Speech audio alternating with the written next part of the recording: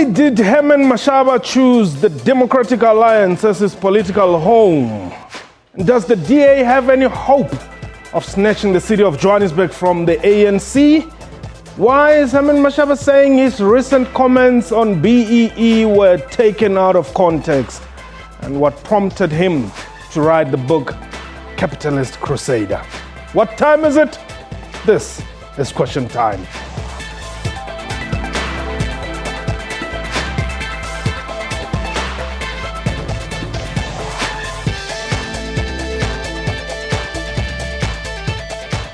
Welcome to Question Time. My name is Mpho Saidi. While the upcoming local government elections are expected to be the most fiercely contested since 1994, it is the struggle to take control of the so-called Big Five cities that has become a bone of contention. The combined economies of the cities of Tshwane, Johannesburg, Nelson Mandela Bay, Buffalo City and Tlokwe are said to be not much less than a third of the country's economy. Their combined populations make up a fifth of the country's total. Meanwhile, the fight by the DA to wrestle power away from the ANC in Johannesburg has begun. The party has unveiled entrepreneur and founder of Black Like Me and author Herman Mashaba as the party's mayoral candidate for the city of Johannesburg.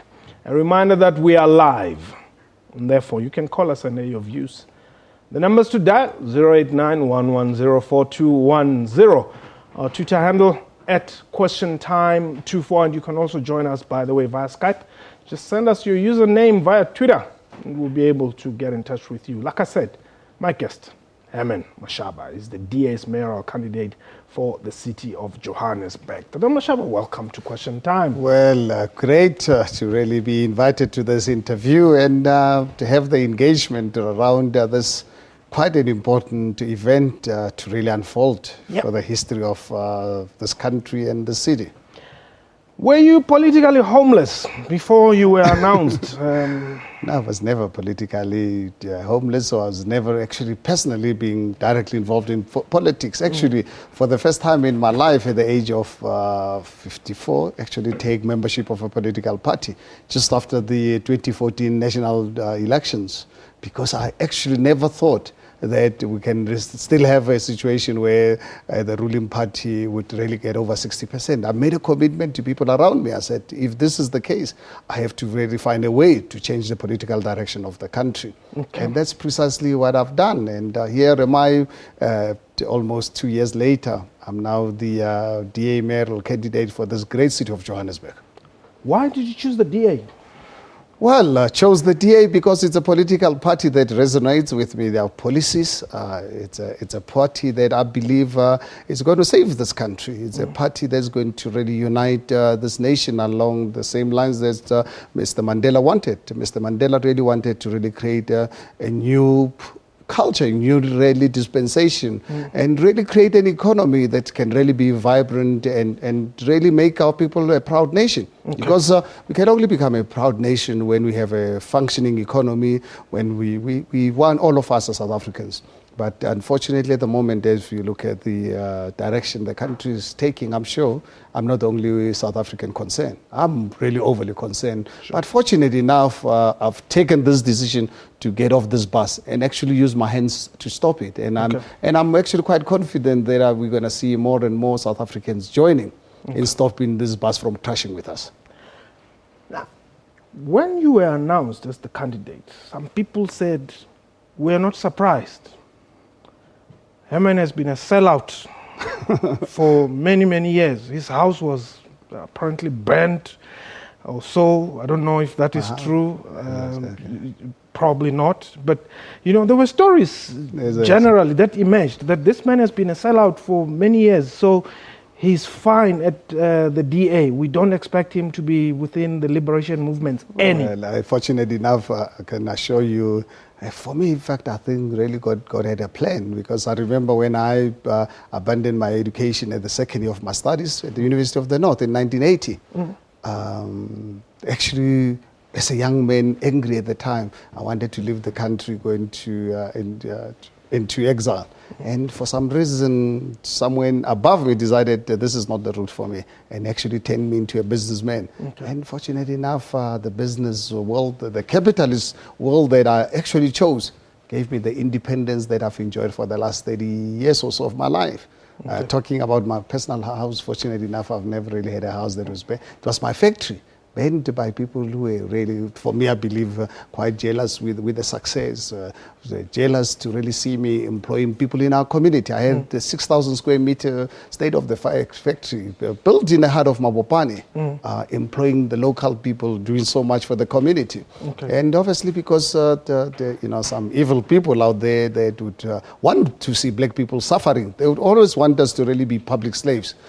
They enjoy when black people suffer, and they thought they could really take me out. Fortunately enough, they underestimated my power. I'm not the kind of person that would allow other people to put one strike. You're not out. No, absolutely not. And so here it is. I'm still around, and now today I've actually taken a decision actually to be a public servant, to really be someone who can really serve our people. Let's take George. George, you are in Meyerton. Welcome. George? How are you? I'm well. Thanks for the call, George. Pleasure. It's nice to speak to you. You're welcome. I just want to find out, you will be able to change Gauteng as Meyerton, because if you check Meyerton, service delivery, it's a priority number 1, and it's under DA, if I'm correct. Okay. So, Mr. Mashaba, do you think you'll manage to change? Okay, well, absolutely. I think if you really look at Midval, run by our colleague, has really been one of the most successful the metros in this country, small as it is, but really run by competent DA officials. Okay. And I can assure you, Johannesburg, under my leadership, working with my colleagues in the DA, will really turn this city around. Because if you really look at really what's happening in our city, it's actually a shame. It's really sad, where we're supposed to really be getting Johannesburg to really be the economic heart of this country, the engine. And we dismally failing. We sit with high unemployment. We sit with the desperation of our people. But I'm actually quite confident that the people of Johannesburg are going to give us the mandate. And they'll give us the outright mandate to take over the city. What makes you better than Pax? Well, why should I go and vote for you and not for Pax? I think if you really look at us as from the Democratic Alliance, I think the Democratic Alliance has got the history of delivery, not just really talk and come out with promises. We the type of party that is prepared to actually serve the people of Johannesburg. And for me, to be honest with you, Paul, one of the reasons I've really taken a decision to really take this position. You know, I traveled the world over many years. This country under Mandela, we used to really be such a proud nation. Today, it hurts me when I'm being told, and I can see it, that South Africa is a corrupt capital of the world. And that is true. I mean, if you look at the level of corruption prevailing within government structures, it's a disgrace. And I think we need to really stop this, because corruption, what it does is not really about public officials stealing public money. It's about them actually not really focusing on delivery, which is really very important. Okay. So we need to obviously really operate with people that for them corruption and public stealing, it's a shame to them. Okay. And unfortunately, the current government, for them, it looks like stealing it's totally unacceptable. They have no shame whatsoever that they can really go around and openly stealing public purse without feeling any shame. Okay. And I believe with the DA, it's really one of the things that we commit ourselves, that corruption is going to be we must declare it as public enemy number one. Okay, hold it there. Tebogo, you are in Sasolbeck? Tebogo? Yes, how are you? I'm well. Hello, Mpo. Yes. Hello? Yes? Yes, Mpo, I have one question for...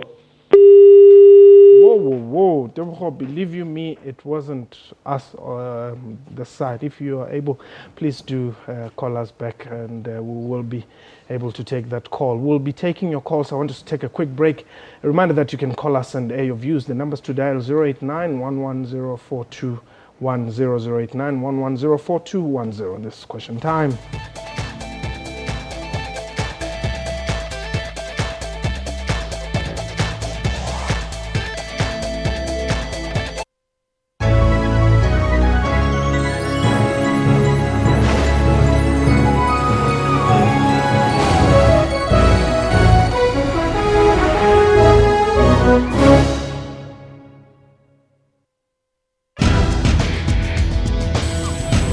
Technology isn't all scary. There's also fun stuff like gaming. Lots of women do play games, whether it's on their phones or their tablets. Then there are Africans who are using new tools to make other people's lives much easier. We typed the whole CV on a small, QWERTY Nokia phone. For all these and other technology and social media news, join me, Spumelele Zondi, every Sunday at 7:30 p.m. Central African Time on SABC News.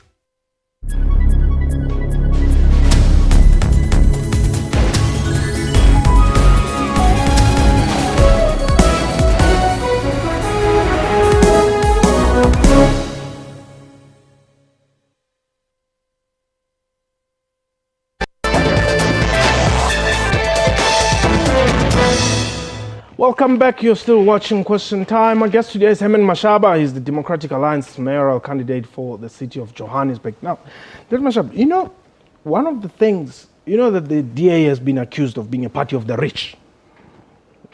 Well, I think you know that accusation. It's obviously our adversaries. I think I'm sure you must have watched to actually see the march we organized last week when we were expecting 10,000 people. Now, job creation being a key priority of that what march was all about. Okay. And what happened? South Africa, we don't have to really tell you. The numbers are there to actually demonstrate to you what type of party we represent. South Africans, without any doubt, are ready for change, and what I is going wanted to really to be say the party. There's this perception out there that the DA is a party of the rich, and then, boom, they bring out a mayoral candidate who is very rich. How do you, Herman Mashaba, expect to talk sense to that person who is on the edge, whose mkuku is on the edge of Jack's cake? It's an interesting point that you can expect poor people to really be the leaders. That's when you're looking for trouble in any given situation, because when you're going to really be putting someone in charge of handling big budgets, you just really take the budget of the City of Johannesburg, 40 billion plus, and you put in someone who's never really seen 100 rands in his life, and you put this person as responsible for that person. You're looking for trouble. You're tempting people to really get involved in things that they cannot really handle. So I think for me, my track record over 30 years of my business career, I built my business around actually building communities around me. I'm not really the kind of businessman. I'm a capitalist and unapologetic for that matter. That's the reason why I've just recently written a book, actually demonstrate my love for the capitalist system, because it's a kind of system that would really give you ultimate freedom that you want. Because, I grew up when I was a young boy. I thought I was going to use education to attain my freedom. But the National Party made it impossible for me. Second year of my studies interrupted that. And I then decided fortunately enough, the struggle route did not work. And in the process, I decided, let me use business. The National Party under P.W. Botha said to me, I cannot really go into business as a black South African. And I decided, you know what, I'm not going to respect unjust laws. I'm going to do it anyway. I had to really find creative ways of manipulating the system. And I started my business career at the age of 22. Young man, angry at the time, but at the end of the day, I took personal responsibility for my life. Okay. And that is really what I want South Africa to really understand what the capitalist system can really do for you. All right. And then in the process of really accumulating the wealth that I have accumulated, it has given me the opportunity to serve society. And I've been serving this country's society for many years because I've played a lot of space in the NGO space, not just starting yesterday, for many years. And right now, please, I invite you and the listeners out here, on the 22nd of this month, in 3 weeks' time, in 21 days' time, we have one of the biggest constitutional court case this government is going to face. This tripartite alliance government with COSATU, it's going to really face. depriving small businesses an opportunity to operate, depriving 8.5 million South Africans from getting employment. I'm not looking for a job myself. We'll talk about that just now. Let me take Raulani. You are in Cape Town? Hello, Paul. Hi. Yes, it's Raulani from Cape Town. I think Mashaba is an opportunist. He's unreliable and not honest, simply because if somebody is corrupt, especially in Gauteng, because there's going to be a mayor there, why are they not opening a case? Because we can't just deal with perception and mere thought. He's just an opportunist who does not want to face facts. You must be able to tell that who's corrupt there. Then we can be able to say, yes, it's factual. Okay. For the mere fact that he joined DA after all these years, it shows that he's a businessman wanting to achieve his own personal interest at the expense of the working class. So we cannot rely to a person like that. Well, that's interesting listening to this caller. Obviously, I'm sure you can understand this is a poor ANC supporter, and I sympathize with him. He fails to really understand that corruption in this country wasn't created by me or the DA. Corruption in this country, it's well known. The whole international community is aware how corrupt South Africa has become. And was this created by me or the DA? So it's really someone who's actually benefiting out of this But he's raising a point here that you cannot just say people are corrupt without mentioning them.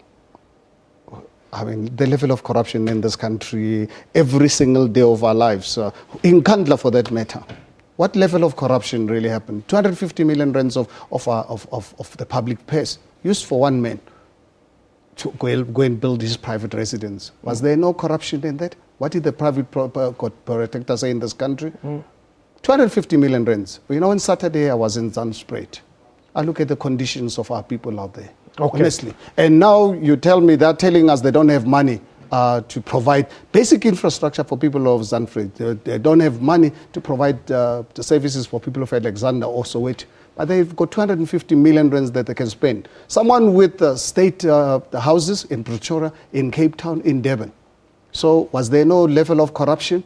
I mean, I don't have to. Well, look, obviously, I think this caller, I really sympathize with him because obviously he needs to really protect this corruption so that he can benefit out of.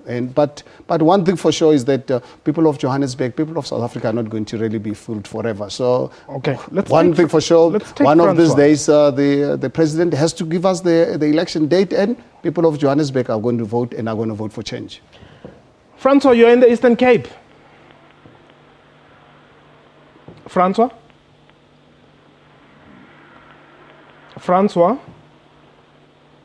Okay, we don't seem to have Francois on the line anymore. But there's something that I'm not getting out here. I'm saying, why do I have to vote for you? For me. And not for Parks? Okay, because you know what, Paul, as the DA, we're committing ourselves to arrest this high unemployment that is ravaging our communities. 8.5 million South Africans are not unemployed. And the reason why they are unemployed is because of the Tripartite Alliance. Let's talk about Johannesburg. Yeah, Johannesburg. Let's confine ourselves to Johannesburg. Because of the high unemployment. Johannesburg is supposed to really be the engine that drives the economic growth of this country. Correct. But obviously, if you really look at how small business has been annihilated over the last 15 years, black ones for that matter. You know, last Tuesday, I visited Dawsonville. You really look at the plight of black men and women who used to run businesses in this country, how they've been completely sidelined, where we're creating this so-called tenderpreneurs. We're using the system actually to buy political patronage. And what we do in the process, we ignore entrepreneurs, we ignore business people that wants to really do it themselves. Obviously, if you're not really politically connected in this country, unfortunately, the last few years has really been quite difficult. What we're saying as a DA, we'd like to really run an administration which does not really have to really service you on the basis of political affiliation. Okay. As a resident of South Africa, as a resident of Johannesburg, when there are government tenders, please, those tenders are available to people of Johannesburg, regardless of their political affiliation. And what we will do is, we will ensure that small businesses are going to be the biggest beneficiaries. Okay. Because we want them to employ our people, because unemployment is destroying our communities. Let's take David. David, you are in Bloemfontein? David? Hello? Yes, go ahead. Okay, so I just want to say to Mr. Mashaba. Hello, can you hear me? Yes. Okay. I just want to say to Mr. Mashaba, I'm David Massey from Bloemfontein and one of the candidates for DA for the Metro. I just want to wish you well. Gone are the times that would listen to these people who are criticizing us when unemployment in the country is so worse than ever before, and we're having problems of security in the country, the services, the protest.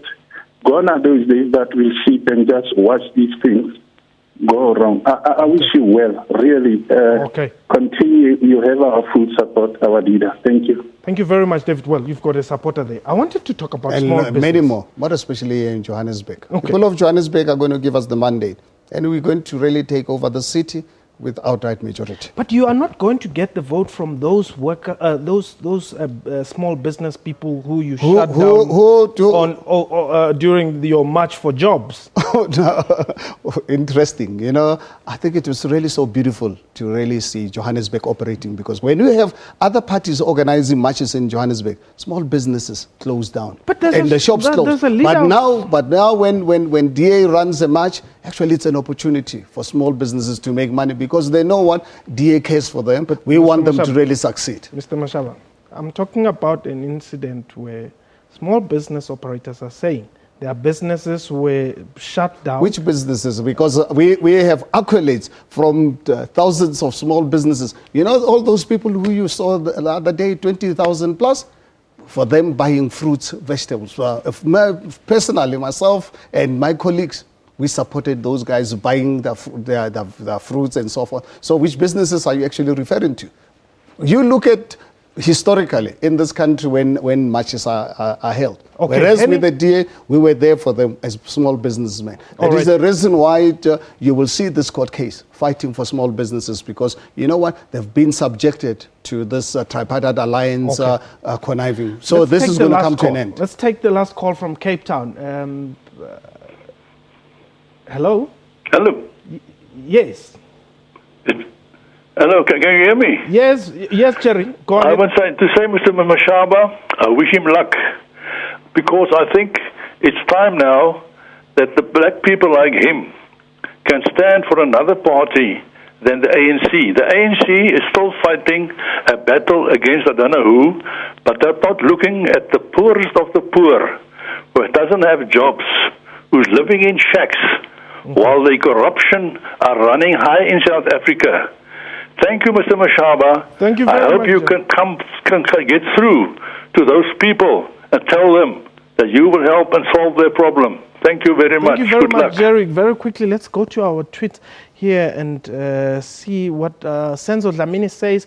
Mr. Mashaba must wake up. No black person in his right mind will vote for DA. And plus, stop mentioning Nelson Mandela. Okay. So you can imagine how people actually have come to hate Nelson Mandela.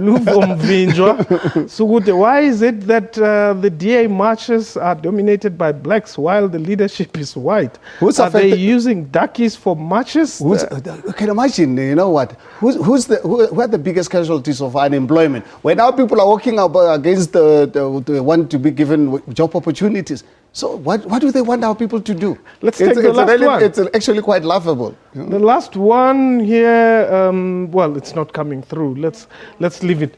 So what I'm saying is, really look at this scenario. Yeah. Where our people are the biggest victims of high unemployment. And the reason why high unemployment, because of this bad the government policies. Our people are saying, please, we want to be given jobs. They are saying, no, they mustn't march.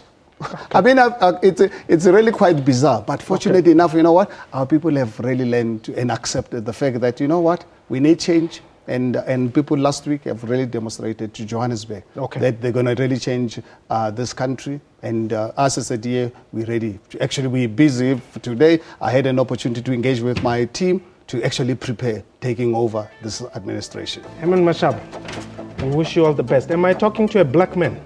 Absolutely. The blackest you can ever get. Thank you very much.